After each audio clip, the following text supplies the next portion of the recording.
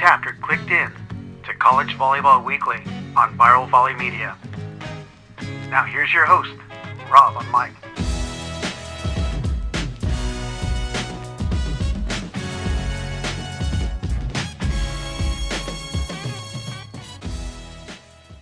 All right, good day. Episode 191 of College Volleyball Weekly, and we got 1 week of conference play remaining, unless you're in the MIVA. So Dan has a week off of golf and just hanging with little Ray and the family. So, hey, good morning, gentlemen. That's Theo Edwards of Cal State Northridge, Jay Hossack of George Mason, Brad Rothstein of UC San Diego, Dan Van of Lewis. So let's look at the Week 14 results. What matches caught your eyes? I'm going to throw it out to our coaches panel here because I love it when they start things off. Who wants to jump in? I'll jump in then.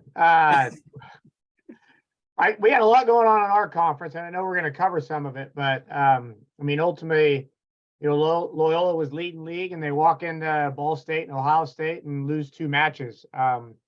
And with one without Cole Schotthauer, and certainly Colton Brooks isn't back in the lineup, so I think that certainly plays a big impact. And then you see, not only did we kind of know Ball State was making a late surge, but I think you saw Ohio State put themselves in a position here as the season is kind of concluded that they won league along with those 2. And I think out of all the teams, certainly Ball State's playing well, but Ohio State's in a really good spot. And Jacob Pasteur has done a really nice job of continuing to push that team forward. You've seen Shane Witzel pop in terms of being a freshman that's making a big impact for them. Michael Wright back on the floor for them, where he was injured last year. And so, but yeah, I thought that was a pretty good finish to our league in terms of that. The one outside for me was Grand Canyon losing twice.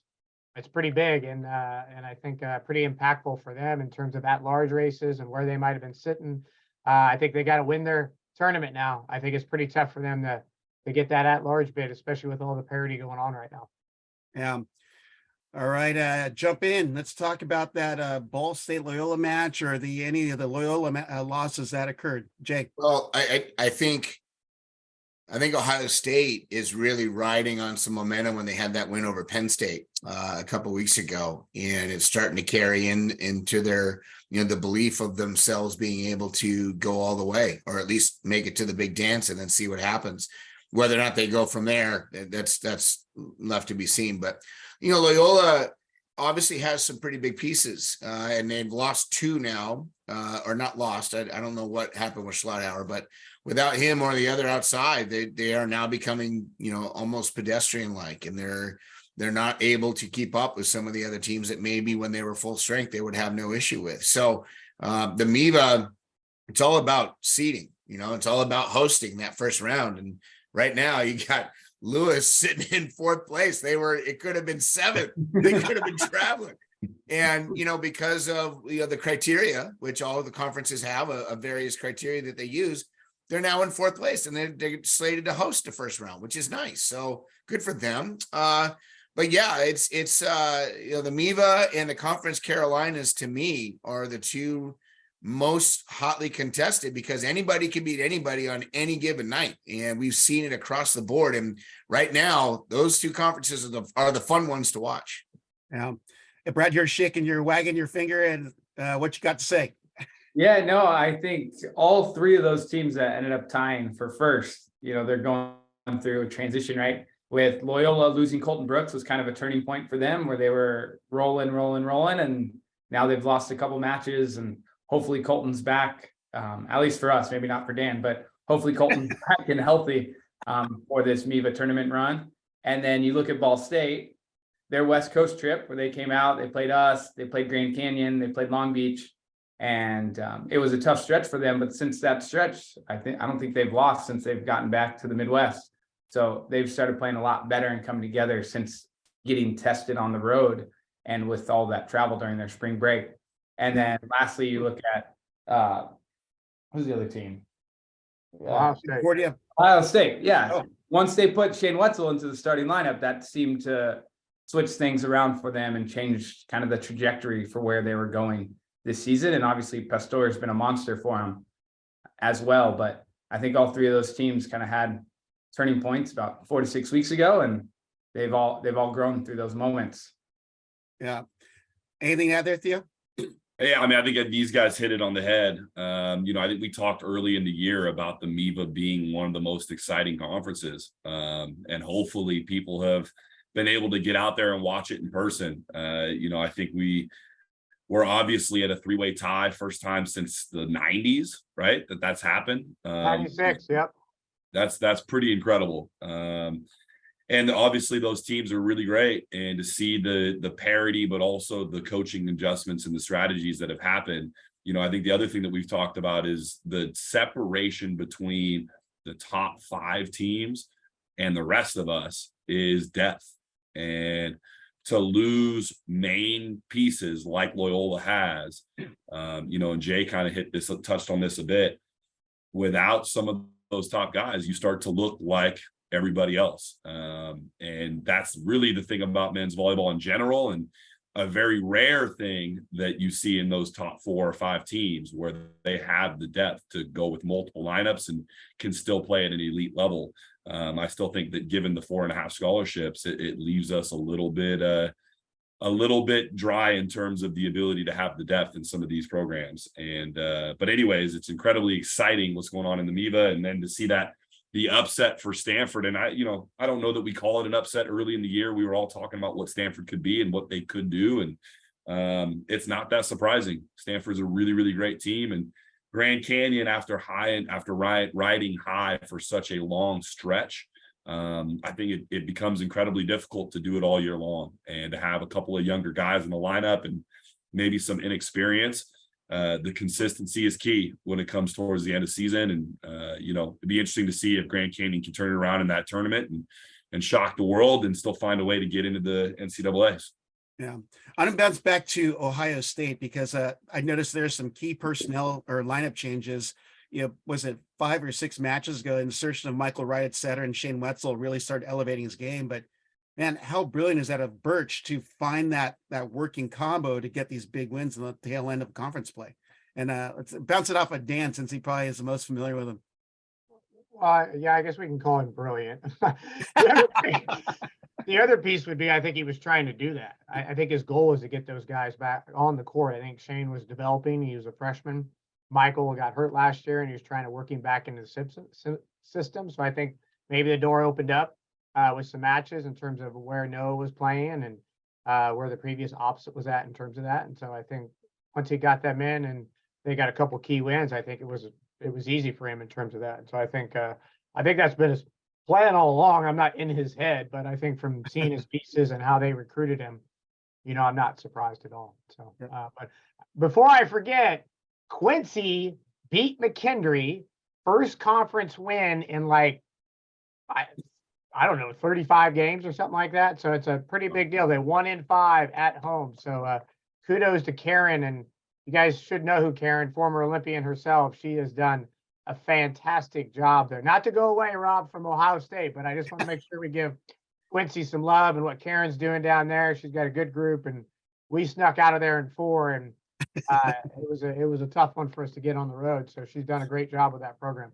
Yes, former U.S. women's national team member Karen Kemner, head coach at Quincy. So anything else to add on MIVA and Ohio State? We will be going back to the MIVA conference, speaking that they are complete, but anything else to conclude our MIVA, I guess, our eye-catching performances last week? No? All right. Well, I'm going to jump to Pepperdine Concordia at Concordia.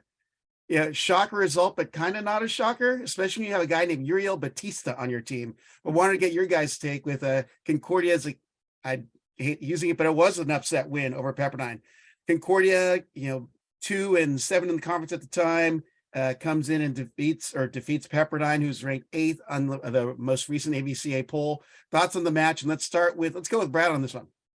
Yeah, I mean, it's surprising, but not surprising, right? We know Concordia has the ability to play at a really, really high level. We saw with the Grand Canyon match, we've seen it with the Loyola match. They have that ability, and just kind of the difference between them and some of the more consistent teams within the rankings is just that level of consistency across the board with all their attackers. Yuri Batista has been really, really steady and consistent for them offensively, but the other pieces from the left side to the middles just have days where they're good and they're limiting their errors and they're attacking well, or days where it's harder for them to kill the ball.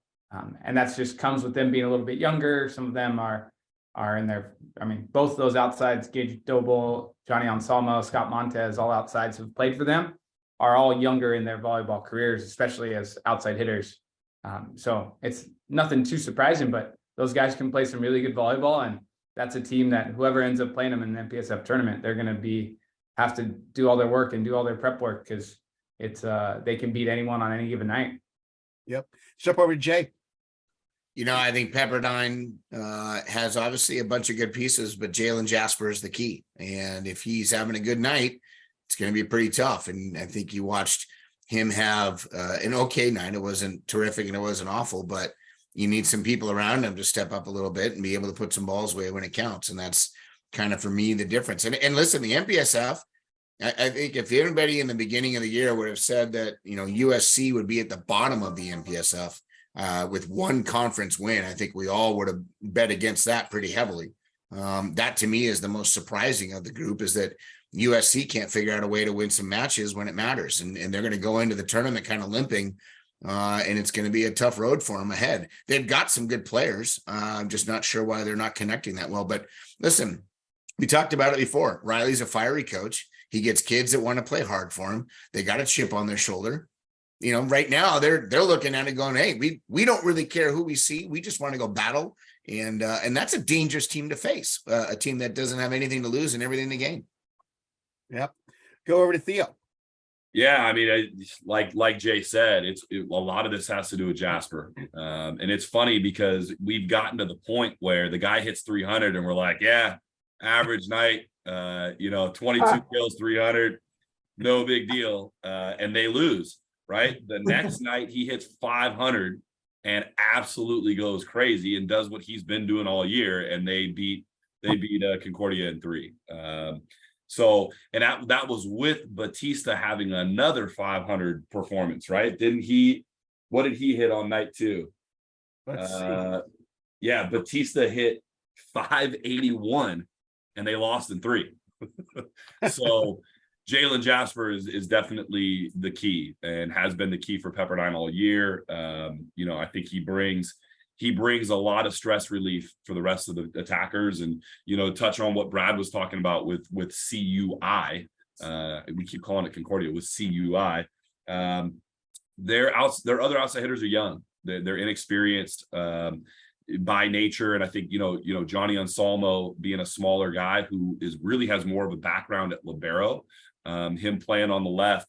I don't think this team is very intimidating, right? I think it's very, very common. You walk into the gym and you think that you're going to get a match that might be easier or might not contain a ton of firepower. And these guys play ball. They play hard. They pass the ball incredibly well.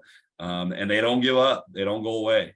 So you got to really, really be focused and be dialed in. And CUI was able to squeak this one out, and similar to what they've done, throughout the season. Yeah. Let's jump over and Dan to close it out. Yeah, it's interesting, this player of the year conversation. I'm going to turn a little bit, but where Jalen, I'm not on the All-American committee this year, so I won't get to see the numbers, but where is he going to lie when that conversation comes out with this group, even though Pepperdine's not in the top 5? So it'll be interesting to see where he sits. And but every committee's different. It's like they vote player of the year. Sometimes it has to do a little bit with how your team is doing as well as the performance that you're giving. So it'll be interesting to see where that kind of sits. But CUI's got Gage Doble hits 500 again. When they got that big win a couple weeks ago, he was pretty unreal. So I think we know about Uriel Batista a little bit. So, but I think their group's continuing to get better, and you don't want to see them in the postseason when they get there for sure. But Jay hit another thing though, USC being at the bottom of the MPSF, but yet still ranked. But, hey, voters, Damon's good.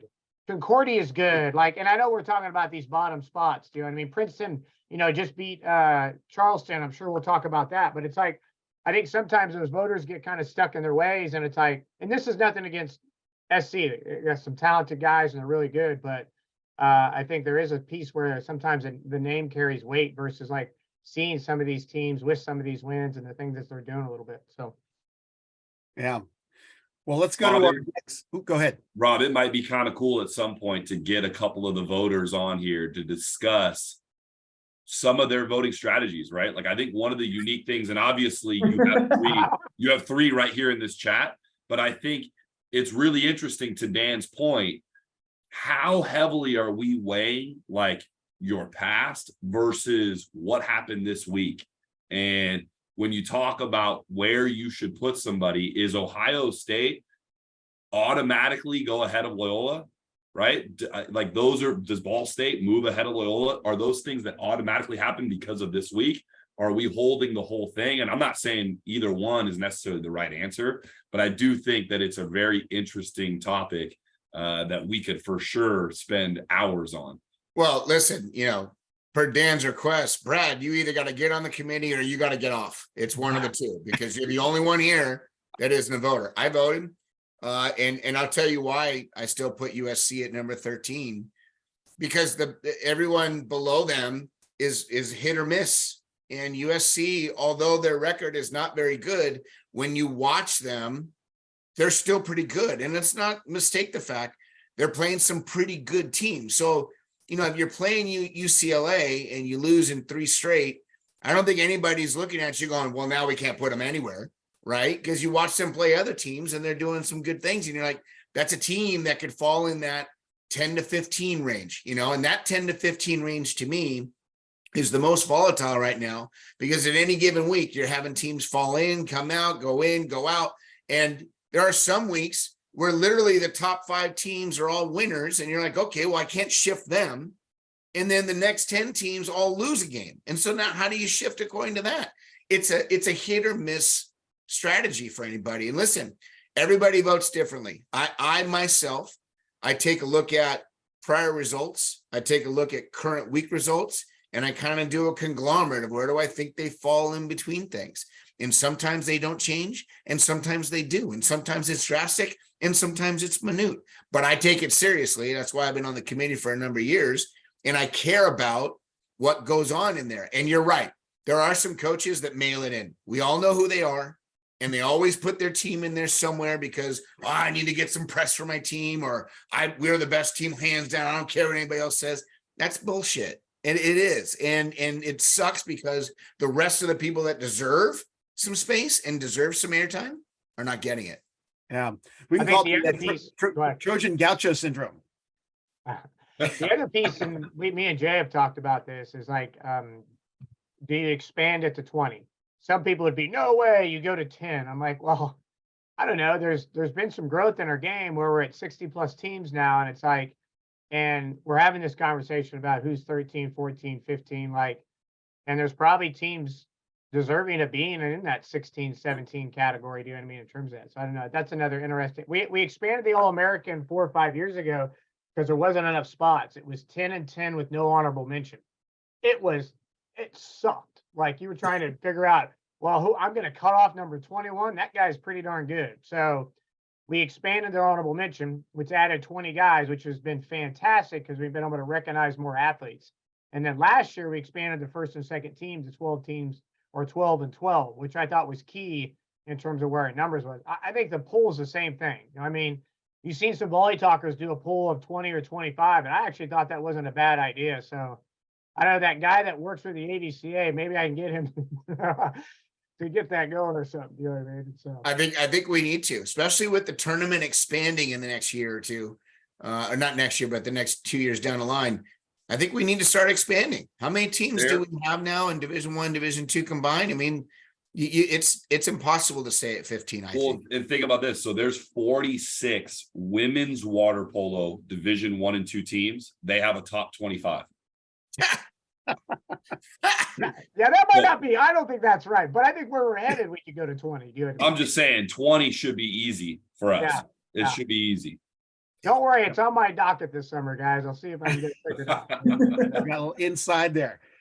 Well, I wanted to look at 2 other matches that occurred in the Big West, and the Fighting Matadors taking the Beach to 5 on night 1, and of course Brad knocking off that scary team to play, otherwise known as UC Santa Barbara. So let's start with Theo on your matchups this week, because man, I was watching that one late and missed the tail end.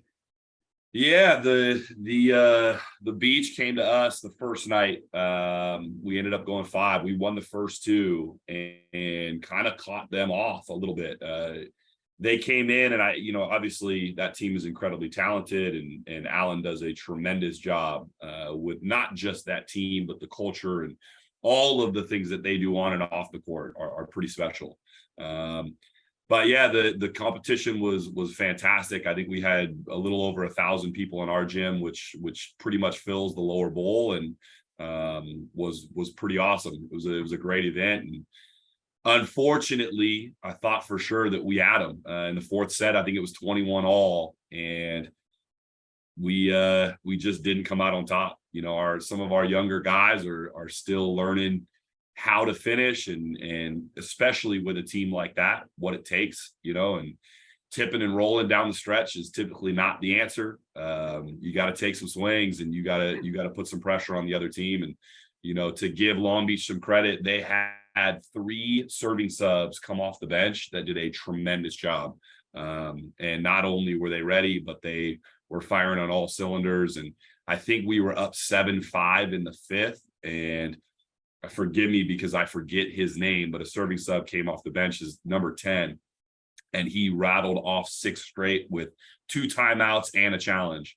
Continued to keep the pressure going, and did a fantastic job, and the beach ended up pulling it out late in the 5th. Then we went over obviously to the pyramid, and it was quite the battle there as well, but they ended up getting us, and they came pretty prepared and pretty well executed in terms of their ball. But I think if you look at that team, their heart and soul goes through Clark Godbold. And Clark on that first night against us was electric. And at one point, he was a big part of the scouting report, and we shut down a lot of their other hitters and held those guys to under 200 early on in the match. And Clark ended up having 32 kills and just absolutely lit it up. So tip my hat to him. He played great.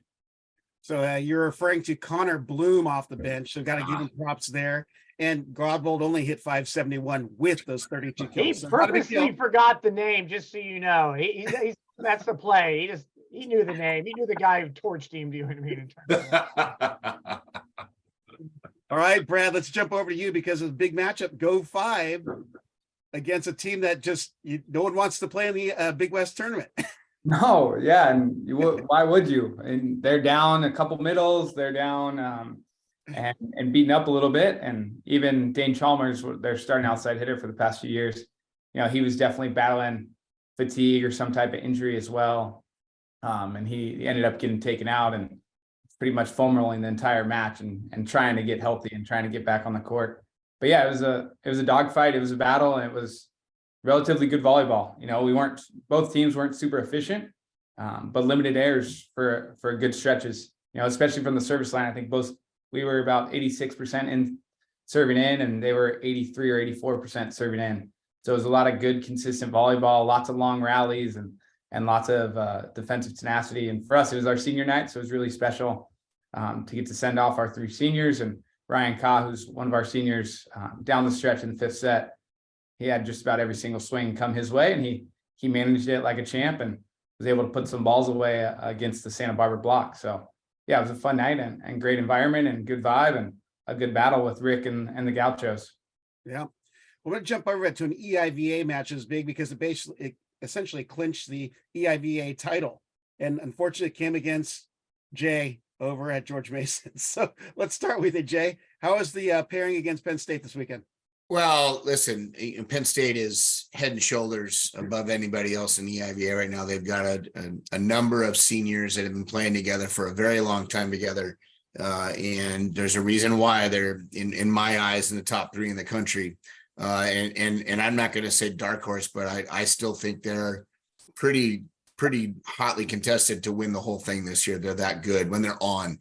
The challenge that they're going to face is everybody going to be healthy, and they slow down just a hair when some of their players aren't on the court, but they're ridiculously good. What they do is they make you play volleyball. They make you finish points. and we just were inconsistent with our enforced errors. It's happening, almost all season long for us, and we're still trying to figure out how to put balls away when it matters. We dig a lot of balls. We're unfortunately not transitioning and capitalizing on it, and that's a big challenge for us. But hey, we're 3 freshmen and a sophomore on the court at any given moment, and when you got young guys like Theo was saying, they're still learning how to win.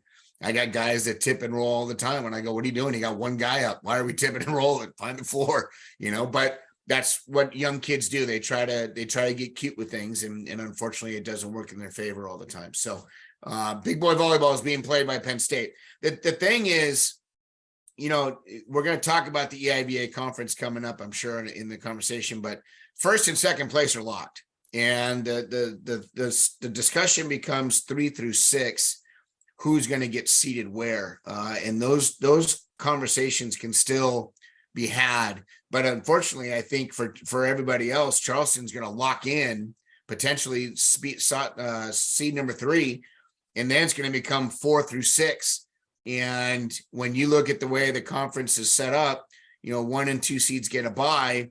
3 and 6 play the number 2 team instead of the number 1 team in the next round, and that's the way the cookie crumbles. So 3-6 play they play the second seed, and the 4-5 plays Penn State in the second round, and that's a tough one to get by, because Penn State at home is going to be really, really tough. But yeah, hats off to them. They played well. Fisher's really good. Kid had 13 kills the first night and 14 kills the second night, combined for the weekend 486. That's my pick. Besides TJ Murray, he gets a shout out. Tell me TJ listens to the podcast still, please. Final match before we go into our conference breakdown with the postseason looming, calling it postseason pandemonium. But Grand Canyon, Stanford, that series, feel free to jump in, but wow, I would have never called that, a 2-0 win on the weekend for Stanford, not because they're not good. I know they're good, saw them, but Grand Canyon is good. So let's have the coaching staff chime in. Let's start off with Dan on this one.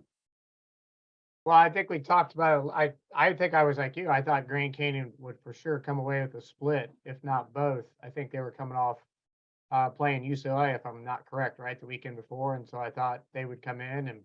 But don't underestimate Stanford and Will Rotman and what Costy's doing with that young group and how those guys are competing. And like any place else, conference games are tough to win on the road, and that was at Stanford in terms of that. And so I thought those guys took care of business and put themselves in a really, really good spot, as we're going to talk about where the conference seedings are here in a little bit from that standpoint. So we'll go over to Brad.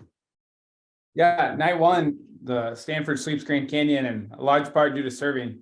Stanford just served lights out, got them out of the system, served them off the court a good bit, which Grand Canyon's been some relatively pretty good passers pretty consistently. So that was impressive showing by Stanford. And then night 2, I actually got to tune into it live, and it was a battle. It was a dogfight, and they didn't have the best live stream, but watching it, there was definitely a few controversial calls that like you couldn't really tell how it was from what I was seeing, but it was very interesting, and you could tell it had a really large impact, especially on that 5th set. There's 2 or 3 stoppages of more than just a traditional challenge or traditional questions. It was extended and drawn out, and I think Stanford really was able to use that home court advantage and that energy within the crowd and their senior night to really help push that past. And Hunter Dickey, one of their seniors, who was a junior college transfer from OCC, one of the few transfers they get at Stanford, came in as a serving sub and helped kind of seal the deal for them, which was cool to see. But yeah, I mean, the MPSF tournament is going to be at Stanford, so that's going to be a huge factor for them moving forward. So seeing how the rest of that shakes out, but Stanford's in a really good spot to make a little late run. Yeah. Over to Theo. Yeah, I think Grand Canyon, a lot of their experience comes on the pins, right, between Camden and Christian, and they've got a lot of success there. And seeing night 1, Stanford really, really was able to execute through the middle. And both their starting middles hit 5 and 800.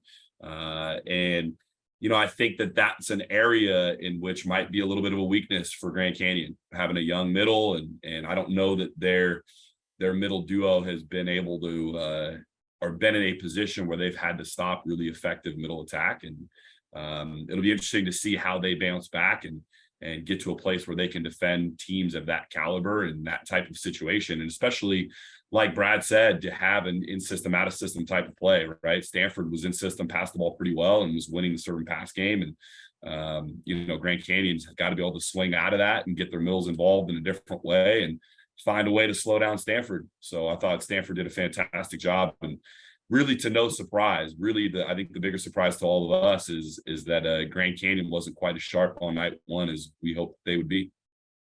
Yeah.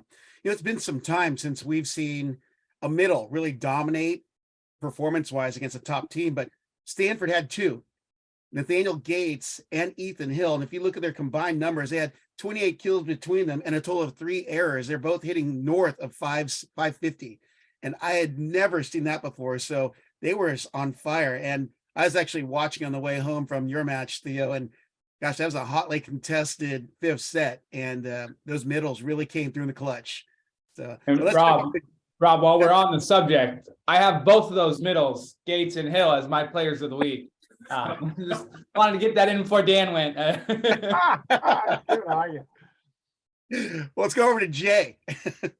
Well, first of all, the Fighting Costies are a tough team at home. They always have been. And John, John's been there for quite a while. He knows that program inside and out and how they work. And, he's not really concerned with how they come out of the gate starting wise. He always wants them to be playing their best volleyball, obviously, at the end of the year. And they're obviously doing that right now.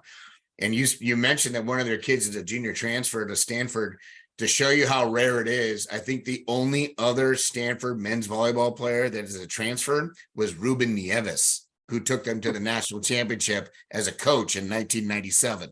That's the only two that I know of, is him and this guy that you're talking about now. So, if you're a junior college transfer, Stanford ain't the place that you're going to get a lot of looks from. But to no avail. They are a tough team at home. And if they're hosting the MPSF this year, that's going to be a little trouble for everybody. And listen, good middles, people underestimate, and they always say the same thing. You win with your pins, but having good middles makes it a lot easier on your pins, because they make people have to commit with you and take some chances here and there and open some things up. And I think the only thing we learned about Grand Canyon is Hickman, Janke, and Gianni, when nobody knew who those kids were, they were darn good. And now everybody knows who those kids are. And now they've slowed down just a hair. It's not like they're being shut down at all, but they're not as effective as maybe they used to be in the beginning of the year. We'll see if they can write that ship out at the right time when it matters. Grand Canyon's a team you don't want to face. Stanford's a team you don't want to face. Concordia is a team you don't want to face. That MPSF is dangerous. And I know UCLA is sitting at top, but there's a bunch of teams in there that can win on any given night. And if it's not being hosted up at BYU, I like their chances too. I always feel like you just named a law firm: Hickman, Jenkins, and Gianni. That's right. That's right. Get those t-shirts going. Go Lopes. Well, let's go to our conference play, because we are 1 week out and some are on their golf break, like Dan. But I'm going to kind of run through the non-Berth tournaments. That's the IAVA, NEC, SIAC. Top team in the IVA, Lincoln Memorial, clinched the regular season title. Queen is one of the other top seeds and a favorite. In the NEC, Damon clinched a bye to the semis, clinching that league conference title. St. Francis and Long Island are top seeds and favorites in that conference as well. In the SIAC, Edward Waters clinched their regular season title and a bye to the semis. And Central State, close behind there, also has a bye to the semis. And also those two are the top favorites. So with that, let's jump over to, I like naming these topics here. No cruising in the Conference Carolinas. You have NGU, who's in first place. But if you break that down, if you look at the losses in conference that NGU has, it's the King 2-3, Erskine 1-3, and Mount Olive. And they'll easily end up facing one of those teams in the semis. But I wanted to get, as always, the coaches panel slot on Conference Carolinas in the conference tournament. And let's start with Theo. He hasn't started on topic yet. So yeah, I think NGU is definitely the topic of conversation. And having their losses be against teams that on paper you would assume are not as good or not as competitive as they are, tells you a little bit about their team. And maybe there's a possibility that they took those teams a little bit lightly early on in the year, or during the regular season. I think it'll be really interesting to see as that conference tournament plays out. Can they shift into that postseason gear, right? Does NGU have that capability, and can they face a team like Mount Olive or Erskine? And Did we lose Theo? Oh, no. Uh-oh. Brown out in Nordoff State, California. bad IT at Nordoff State. But it's a good post for him to have on there. So we'll, Yeah, it's good. Yeah. I wish I had a drawing tool. I could draw some stuff on his face. It'd be great. well, while we were hoping he'll get reconnected, but some of the top of offensive players, Michael De La Cruz leads away 3.79 points per set. Diego Rosic also. They got 3 top gun performers, and the third one is Emmanuel Adams. So, potent group from last year as well. They come back with experience. Oh, we just lost Theo fully. There we go. am I back? You are me back on your now. face. It was frozen. I made some marks on your face. I drew a couple things. What? So did you guys catch all that or no? Negative. Okay. So I think watching North Greenville and seeing what if they have that postseason gear, right? Can they turn it up to the next level and beat some of these teams that maybe they took a little bit lightly the first times around? And in regular season, I think a team like Mount Olive, Erskine, those teams are capable of playing at a high level. But I think North Greenville is definitely the horse and is the one that can win it as long as they come ready to play. Yep. Let's go over to Jay. North Greenville is a team that won it last year and went to the big dance and beat Princeton, who beat Penn State. And you got some of those guys on that team still, and they know what it felt like and they know how to play. We faced them early this year and we beat them in 3 or 4, and it was a good match. They're a good team. I think they are the favorites. I think they're going to come out on top. It's not going to be unscathed though. They're not going to go 3-0 in every match, and they're going to get tested in a couple here and there, but I think North Greenville's the team to beat. Yep. Let's go over to Brad. Yeah, North Greenville, I mean, they had that loss to Mount Olive, I think it was 3 or 4 weeks ago, but since then they've been jamming and they've been kind of humming and playing some pretty good volleyball. They play Belmont Abbey this week before the conference tournament kicks off, and I think that'll be a good indicator. Belmont Abbey is one of the tied for second with a couple other teams with Erskine. Yeah. So that'll be a good indicator to see, if they're in that postseason mode or not. But Erskine's got 2 arms there. They have one outside hitter and an opposite that are pretty good. And if those guys are hot and on, it can make for a long night. So I see Erskine and North Greenville in a 5-set battle to go to the national tournament. All right. Over to Dan. Yeah, I think the hiccup becomes king. Like Ryan Boer does a really nice job with that group. And so, if they get in that semifinal match and Boer gets his guys where he wants them, I think they can make it pretty tough. But I do think North Greenville has got the leg up on everybody. I think they return the pieces. They've got some experience. They're at home, right? And so I think that it all puts that in a good spot for those guys. So I don't know if you're going this way, Rob, but here's a bummer. And it's understandable it has to go this way, but how much of a bummer is it that we're not going to get to see Damon play somebody in the national championship? And how big of a bummer is it that Lincoln Memorial is probably not going to get in that large to go to the dance, because they're good too. I mean, this year is the last year that it's going to be this small, or next year is the last year it's going to be this small. When we get to 12, man, it's going to be a lot of fun to see, because Damon can beat a lot of teams this year. I mean, some of us on this screen have seen them live and know firsthand how tough they can be.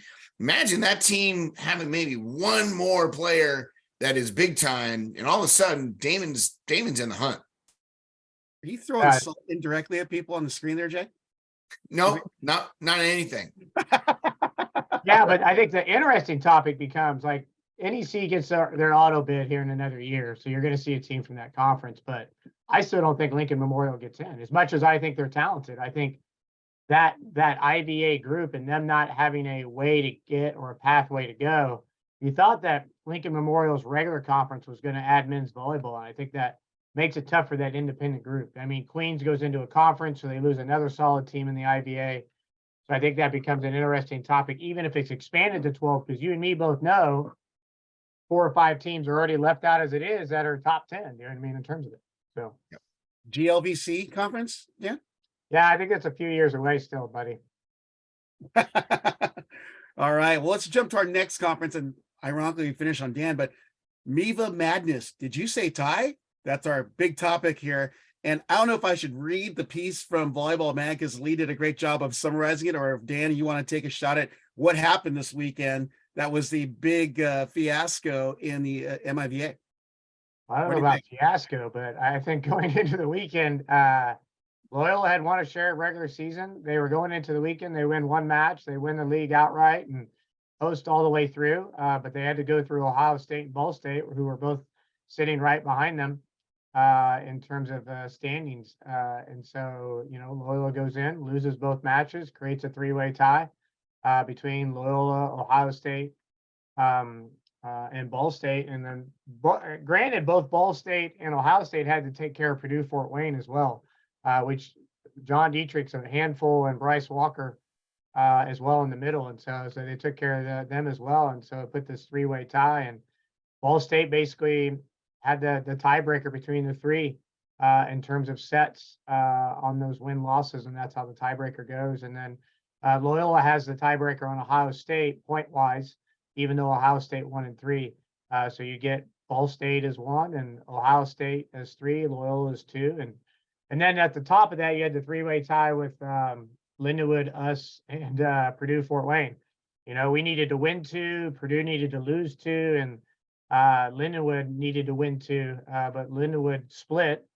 So it put them tied with us because we won 2 at 7 and Purdue lost both at 7. And then we backdoored into 4th because we had some points and some sets. You know what I mean? So we're into 4th and we get to host. And I'm not sure I've seen that many ties, like you said, over my 19 years here. Do you know what I mean? I think we said 96 was the last time there was a three-way tie for first. And so, but then you had a tie with 7th and 8th. Quincy and McKendree were tied.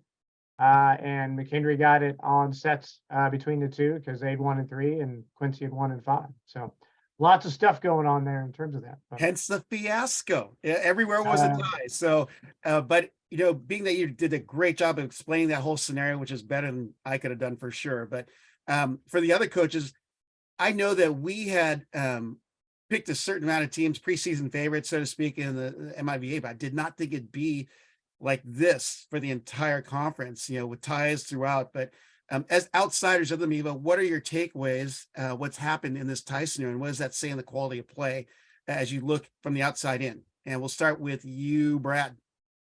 Yeah, I mean, it talks to the level of play across the board, to where I think the MIVA in the past has always been, the top 3 teams, maybe the top 4 teams have a chance to win, to where now it's really any of those teams can beat anyone. And maybe McKendree's having a little bit of a down year and Quincy is on the rise, but like really everyone can beat everyone. And that's always fun to see. And the piece I think about is, how much does this hurt the MIVA, trying to get an extra at-large bid? They'll get the AQ, but now it kind of takes all their guys out of a chance of getting an at-large bid. So that MIVA tournament becomes ultra important for them, depending on how things shake out with the MPSF and the Big West. But based on what we're seeing, that's most likely how it'll shake out for the national tournament. Yeah, let's go over to Jay. Well, Dan might hate me about this, but I think it's Ball State, Ohio State, and Loyola that'll be in the final hunt, so to speak. But I'm okay. It's all right. I don't mind. Yeah, listen. We're trying to give our honest opinions here. Here's the thing, though. I would have said Loyola was the clear favorite, but if Loyola's not 100% heavy or healthy, they're not the favorite anymore. And Ball State and Ohio State are the 2 hottest teams right now in that conference. Doesn't mean that somebody else isn't going to get a chance to beat them, because that could happen.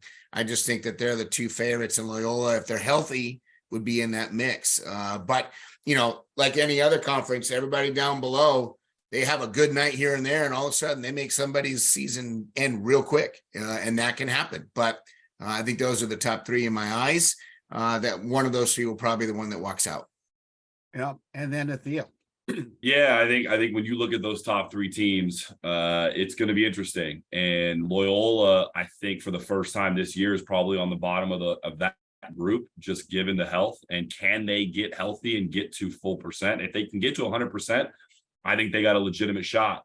But on the other side of the coin, I think we're seeing the best versions of both Ball State and Ohio State, right? With Tanashi and Caleb Janess of Ball State firing on all cylinders. I felt like early in the year, one of them would have a good game while the other one was a little bit off, right? And now it looks like for the past few weeks, both those guys have been playing incredibly well, night in and night out, which is really key. And then I think at Ohio State, both Jacob Pastor and Shane Wetzel finding their rhythm, right, with Michael Wright dishing. I think those two teams are operating at 100% right now. So it'll be interesting to see if they can continue that and carry it through the postseason, and can Loyola get healthy, and then can Lewis get past the first round and shock the world? Because I think any team that's playing underneath Dan Friend is going to have at least some good advice and going to be prepared. So I'm excited. I think this MIVA is about as exciting as it gets for men's volleyball. I'm thrilled. Look at that. Nice plug at the end to wipe off one of the times you've thrown salt at Dan earlier in one of the episodes. Well, let's jump over to the EIVA. That's Jay's conference, clinching early and for the third time. We were talking about Penn State, but there's still some developing scenarios. So let Jay take off of that one. Well, the conference is completely different than anybody thought it was going to be at the beginning of the year. If you look at how the preseason poll shaped out, obviously Penn State was at top there, but then you had NJIT and you had Princeton, you had us, and then, Charleston and Harvard were kind of in the bottom there, and it's shifted around completely. Penn State obviously is still the top choice, but Princeton is locked in the number 2 seed right now. Charleston is probably locked in at number 3. I don't think they're going to take a match from Penn State this upcoming weekend. That puts us potentially at 4th and Harvard at 5th and NJIT at 6th. I think that the biggest challenge for NJIT has been health. I know they've had a couple of their players over the course of the season that have not been 100%, and it definitely shows. But Harvard, who was at the bottom all year long, took 2 matches from NJIT this past weekend, and nobody expected that. Harvard has figured out some things in recent weeks, and they're going to be a handful. We fly up there this weekend for their senior night, and on senior night, it's anybody's game. But really, at this point, it's to find out who the seeds are going to be 4 through 6, and that's going to be the real deal. Because I think Penn State, Princeton, and Charleston have locked everything in terms of positions, but it's all being hosted at Penn State, and they're the ones that get to sleep in their own beds at night, and they're comfortable in their gym. They've got a bunch of 5th-year guys that are not happy with how last year ended. Penn State's a juggernaut, and it's going to be awfully tough to beat them in their own gym. The trick is, can you see them in the semis, or can you wait and hold off until seeing them in the finals? Because anybody can get hot for one match, but I don't know if Penn State's gonna let up this year. I think they're going to be the ones to take it on the EIVA, and they're going to represent us well. All right, let's go to the outside looking in perspective from our other coaches on thoughts on the EIVA playoff situation. We'll go to Theo on this one first. Yeah, I think Jay hit it on the head. Penn State that's the juggernaut. If you were a betting individual, you'd be putting your money on Penn State, and I think it's an easy bet. I think the big question is Princeton in a position to do what they did last year and come into that tournament and catch fire? Obviously, I think this time around it's a little bit different, but when you have a guy named Ben Harrington on your roster, I think you're in good shape. And that's not even to mention Nero and obviously the Wedbush duo. I think they have a roster that can absolutely challenge, but I think Penn State takes this. Now, jump over to Dan. Well, we've seen Sam do it every year. Princeton in the middle of the beginning of the year isn't very good, and then all of a sudden they just get better and better and better. And so I think you're seeing him do it again with this group. And I don't know. We say I think Princeton's going to upset Penn State in the finals. I'm calling it, you know what I mean? And so Sam, you can send me a 6-pack, buddy. It'll be great. You know what I mean? It's don't hate me. But I think the interesting one becomes NJIT and Charleston. If that becomes a 6-3, and NJIT is capable of upsetting Charleston for sure. Do you know what I mean in terms of that? Charleston's taken a couple losses. Do they bounce back against Penn State, or do they take 2 more walking into playoffs with 4 losses. And so I think that'll be an interesting piece. And how do they respond to that? I think that's the always make of a good team. We've said lots of great things about Charleston, and they've done a really nice job, but how do they put a bow on this at the end? Are they able to kind of rebound, or do they kind of fall off a little bit? Well, a little side note, Charleston definitely has the senior gift of the year. You got to look on their social. I reposted on mine and the stories, and I think it's on NCAA MVB. They gave their seniors bobbleheads, classic bobbleheads. So with that, but I digress. Let's go back to Brad. Yeah, those bobbleheads, I saw them right before we jumped on. They look sweet. And I was like, dang it, I messed up. That would have been so great to have. So well done by Charleston. And yeah, the EVA, Princeton's trending up. I don't think they're trending up enough to upset Penn State like Dan thinks, but I am excited to watch that semifinal. Dan's just a salty old guy, so he doesn't know anything. I think the semifinal with, Princeton versus Charleston will be really entertaining. And they had some good matches at Charleston, and seeing them at a neutral site will be really fun to see. But yeah, Penn State, I view them winning the EVA. Yeah, there you go. Shifting to the MPSF going westward, and we don't have an MPSF coach on here, but Theo is pretty familiar with a group of those guys, so we're going to have him take a look. And MPSF Bruin Brawn and MPSF Madness, we still have a lot of things to be determined there. Theo, take a shot. I think a week ago, you're looking at the MPSF and you're going, oh, this is a no-brainer. This is easy, right? UCLA, obviously 10-0. It was looking like Grand Canyon would be the easy second. They were sitting at 6-4, and obviously they were neck and neck with BYU at that time. But they've been top 5 all year. You're looking at Grand Canyon going, yep, as long as they continue to do what we think they're capable of, they're an easy second, maybe battling for third. But then this team named Stanford comes in and completely changes things. Obviously, 2 huge wins by Stanford this week, which has put Stanford now in third. And Grand Canyon, a team that's been top 5 all year, is now 6-6 and sitting in 4th place in the MPSF. I think things have just gotten interesting. And I think that this tournament, as it starts to shape up, could be some of the best volleyball that we're seeing across the country. And it's going to be really, really interesting to see what Matt Worley does with his Grand Canyon team, and can he turn this thing around and get them going while Stanford is firing on all cylinders. BYU, and I thought Capono was fantastic last week. They were obviously neutral this week, but last week he played fantastic. And then obviously UCLA, the easy favorites at 10-0. I don't see anybody beating them. So those other 3 teams are really going to have to battle it out. And then we know that even a team like USC, who at the moment is on the bottom of that conference, can beat any team. And Jay mentioned this earlier. He's still voting them in the top 15 because they are a top 15 talent. And when you have a top 15 talent on any given night, it can be a really exciting one. So this conference is looking as thrilling as we thought in the beginning. Let's see if UCLA can hold on to that number 1 spot. Man, good job, Theo. But you've also uncorked so many more side topics within that conversation. But let's have the coaches talk. Let's go over to Brad. Yeah, I mean, when I look at that, I think UCLA is the favorite right now. That's not breaking news. They've been playing the best all year long within that conference.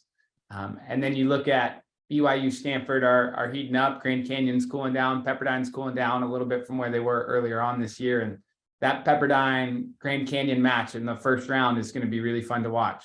I think they went 5 both nights out in Malibu early on in the year. So seeing where they're at up in Palo Alto, seeing where they're up in the MPSF tournament, that's going to be a really fun one. And really, whoever comes out of that one will have some good momentum rolling through the rest of that MPSF tournament. But I actually think BYU's playing the best currently, apart from UCLA, and I envision UCLA beating BYU in that MPSF final. Ooh, look at that call. Let's go jump over to Jay. I think the first round of the MPSF is anybody's game because there's so many teams that are talented, and it's just a matter of can they figure it out on that night. But as that tournament wears on, I think experience is going to really be coming into play, and I think UCLA is the team at the moment that I think is the most experienced and has the best chance to come out on top.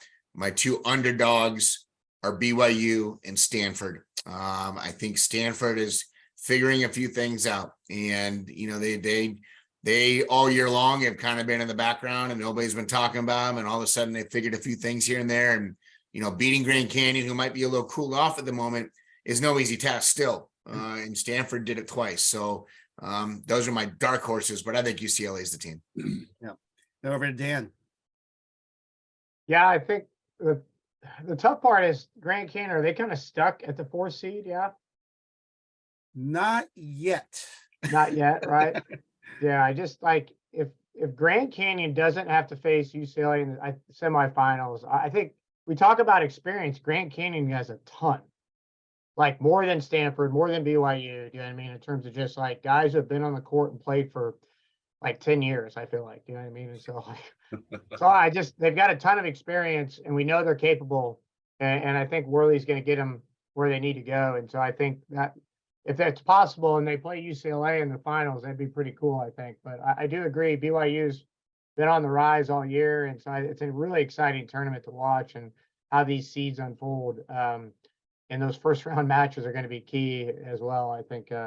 But I don't know. I think CUI is going to at least split with SC as well. I think we've seen that continuing from that group at the same time. And so, Yeah. exciting weekend for sure. So, well, I was trying to do the calculations in my head, and the remaining week of matches you have Stanford at BYU. BYU 6-4, along with Stanford being 6-4. If for some reason Stanford picks it up and they'll pull off the upset, they get the 2. When you start getting to these splits, you have to start calculating sets and points, and that's where it's going to get ugly. I have a feeling. Well, let's just say BYU defeats Stanford in 2. They're going to have Stanford's going to have the same record as Grand Canyon. It's going to come down to sets, and head to head, Stanford beat Grand Canyon twice. So I think they may be stuck at the 4, but still to be determined. So I don't want to jump too far ahead, but that's a hard calculation. So you already mentioned Concordia and USC for 2 this week. I think USC, I think it's a good call on the split. I think that USC is. I think they're going to be out to close the season strong as they go into a tournament like last year. They finished strong. I think they have the ability to do that. But Grand Canyon's done for the season. They have to sit back as a spectator and watch all this transpire. So an interesting week of MPSF for sure. Let's go over to the Big West and call it Big West Brawling, because nothing is determined at the top yet. So that's Brad. Jump on in. Tell me your thoughts, and we'll let the other guys take a stab too. Yeah, so we got Hawaii and Long Beach tied for first atop the Big West. They both Hawaii. We go out to Hawaii this week and play Hawaii, and then Long Beach has UC Irvine with the home and away there. So those will be 2 matches. That'll help to determine who ends up on top, and then, potentially depending on how that all shakes out, we could see a tie for first as well within the Big West. And then you have UC Irvine, who's pretty much solidified themselves in the top 3, or they have solidified themselves in the top 3. And they'll have to beat Long Beach State, maybe even twice to be the number 1 seed going into the Big West tournament, depending on the tiebreaker and how everything else shakes out. And then we kind of have a log jam for 4th, 5th, and 6th with San Diego, CSUN, and Santa Barbara. And CSUN plays Santa Barbara with a home and away this weekend. And that'll be really telling in terms of, or actually maybe not really telling, but could lead with us having more ties within NCAA men's volleyball and more tiebreakers and more things that, I'm not smart enough to figure out really, but the conference commissioners deal with that. Good call. Let's jump over to Jay. Thoughts on what's happening in the Big West and what could happen and who's not situation. Well, I think the Big West is kind of twofold for me, or 2 different conferences. You have Hawaii, Long Beach, UC Irvine in the top half, Northridge, San Diego, and Santa Barbara in the bottom half. I think the top 3 are obviously the ones that people are looking at. But here's the thing you got to keep in mind. Long Beach went 5 with Northridge and went 5 with Santa Barbara. And Santa Barbara's at the bottom of the heap. And everyone is kind of recognizing that Santa Barbara's having a down year. But even in a down year, they went 5 with Long Beach and could have taken it. So I think those teams below Hawaii are the ones that, obviously I think are the ones that are fighting, and I think Hawaii is going to pull it out. I just think they have too much experience. They've got too many big guys at key positions. You got Voss, you got Dimmy, you got Tella. I mean, it's a ridiculous, and you got Galloway. Those are ridiculous people to have on your court with tons of experience. I think Hawaii is the team to beat, but don't be surprised if you see some other team beat Long Beach in a semi to get into that final, and then all bets are off. Yeah. Let's jump over to Dan. Who's hosting the Big West? Is it Long Beach? Irvine. Irvine. Yep. Ooh, yeah. Oh. Well, Hawaii is my favorite as we go into this. But I think Irvine hosting, and Irvine's playing some pretty good volleyball. It'll be nice to see how the Irvine Long Beach series goes. And does Irvine get a split, 2 ends, go 0-2? How do they respond after Hawaii? I think that'll be pretty key. But yeah, I wouldn't write off anybody below that. I think it's a great thing. I think we continue to get better and better across the bottoms of conference to the tops of conferences all across the board, which makes it pretty exciting when you get to the postseason play part. So, yeah. And to close out with Theo. Yeah, I mean, the Big West is, as usual, a lot of really great teams and are incredibly competitive. I think it's time for a little bit of salt, because I don't know that we've had this conversation since we started this episode. Irvine traveled to Hawaii this past week, and I don't know why we're not talking about this, but Irvine, because it hurt me. That's why. 2 of the best weapons that we have seen in college volleyball to date, in Sonny and Heno being maybe one of the best servers we've ever seen in the collegiate game. They walked into Hawaii and got handled. And that is not a shot at UCI as much as it is an absolute testament to how great Hawaii is. I watched a lot of that match, and, even in a 3-0 loss, Sonny hit 367, 15 kills, scored 16 points, but Hawaii was just absolutely ridiculous. And between Demetrius and obviously Chakas, Galloway, and Jake, what do you call him? Jakob, one of the Jakobs, right?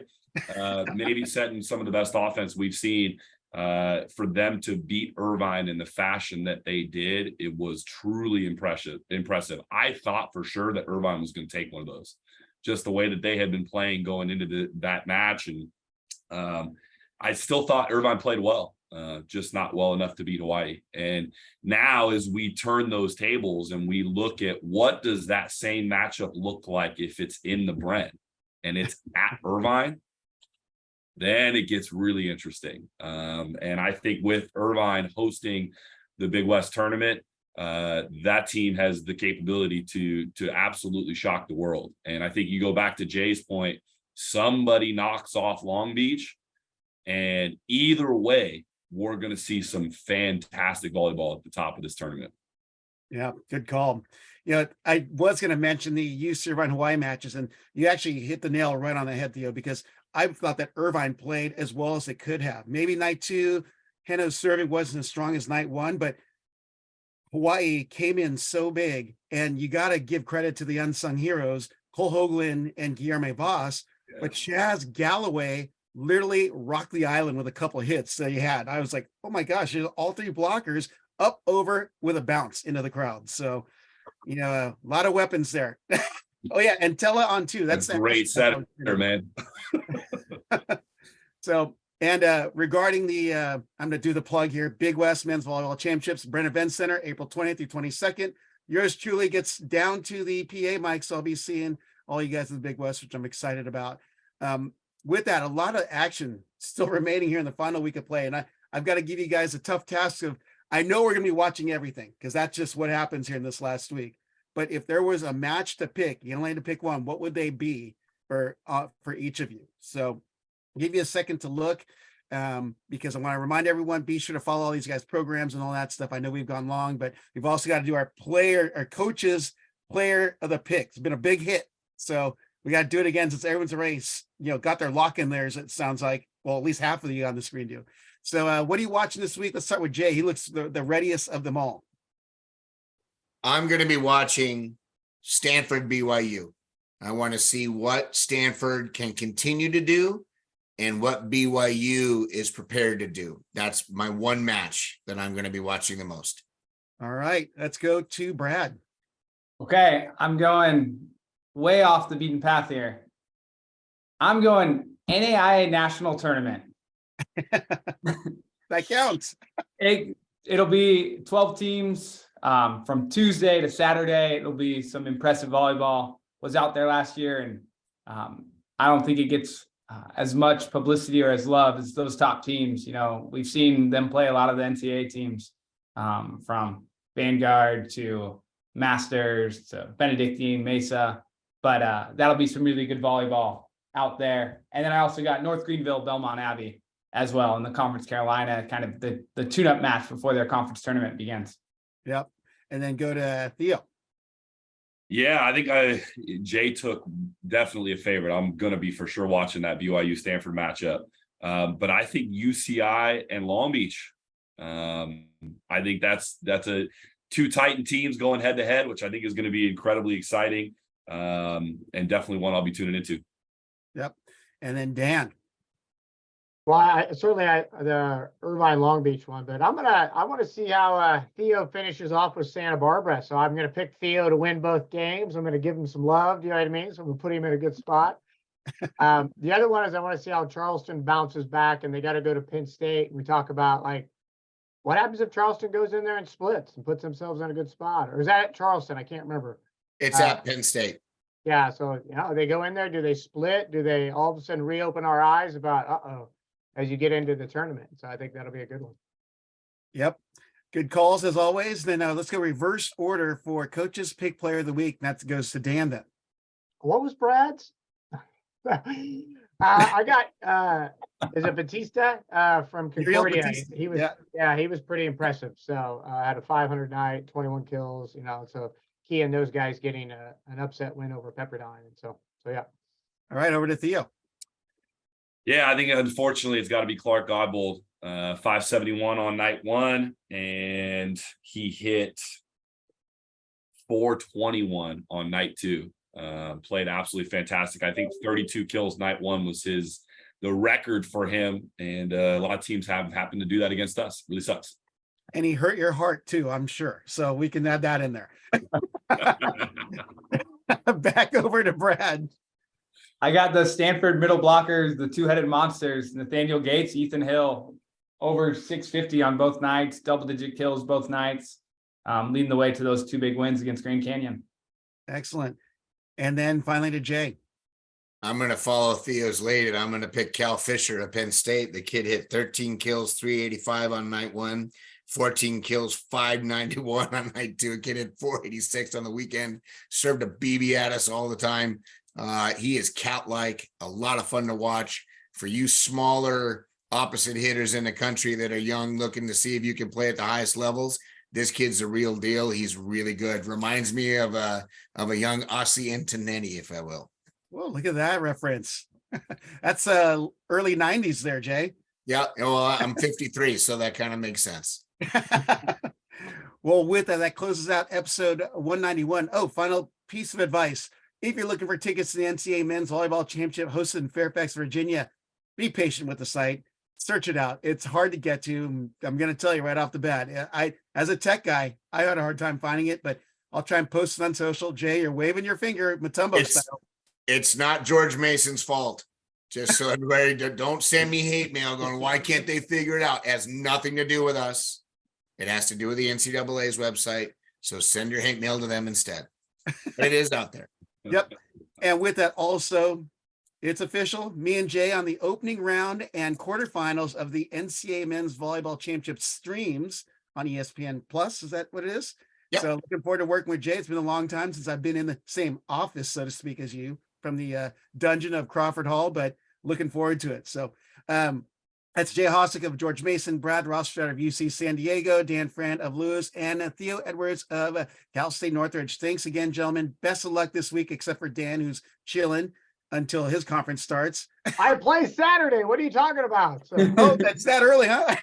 Yeah. New Fort Wayne. Okay, you have a few days to chill. All right.